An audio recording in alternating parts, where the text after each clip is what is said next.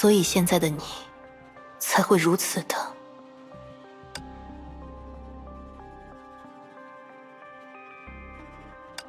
凯文，你是在寻找自己的埋骨之地，对吗？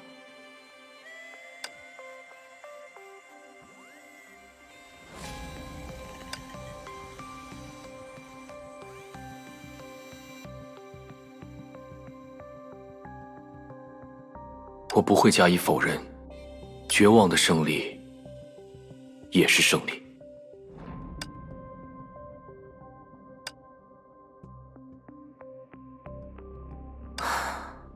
那么，既然你以某种方式囚禁了所有的律者，为什么单独对我网开一面？你应该知道，10之律者的核心，至今仍在我的体内。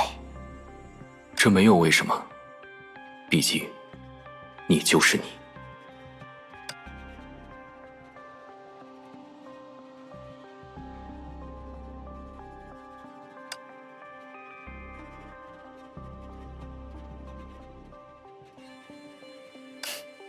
确实，我就是我。比如说，我之所以来这里找你，正是要为你送上作为华的认同。你达成了烛火之鹅的宏愿，你即将带领人类战胜崩坏。这一点，作为华，我必须认同。作为华，原来如此。如果我仅仅是华，事情应该会简单很多吧？那不是你的错。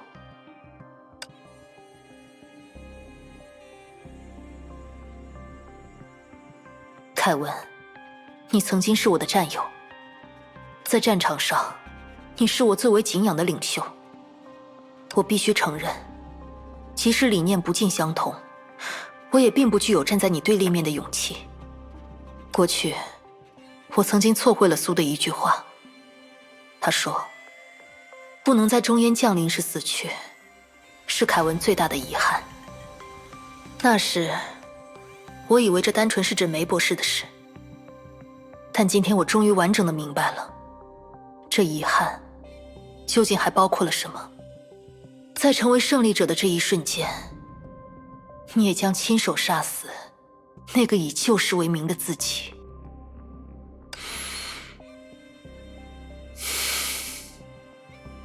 你知道的，我们必须胜利。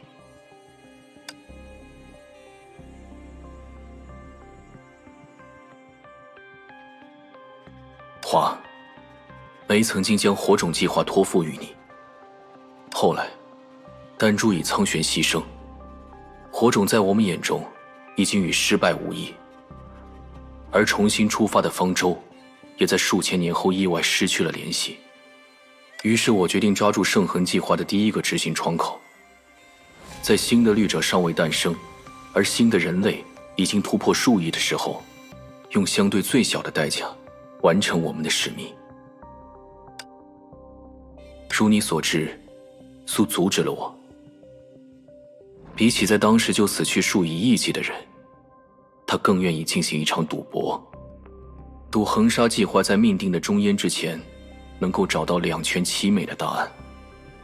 我希望他已经做到了。华，现在是圣痕计划的第二个，也是最后一个窗口。12名被我们既定的律者已经全部降临，我们可以用相对最大的代价来留下数量最多的幸存者。但如果苏已经找到了他的答案，那么你的火种其实从未熄灭。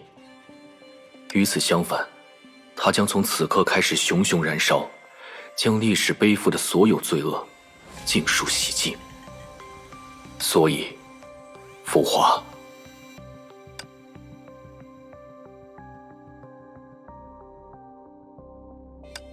朋友还是敌人，选吧。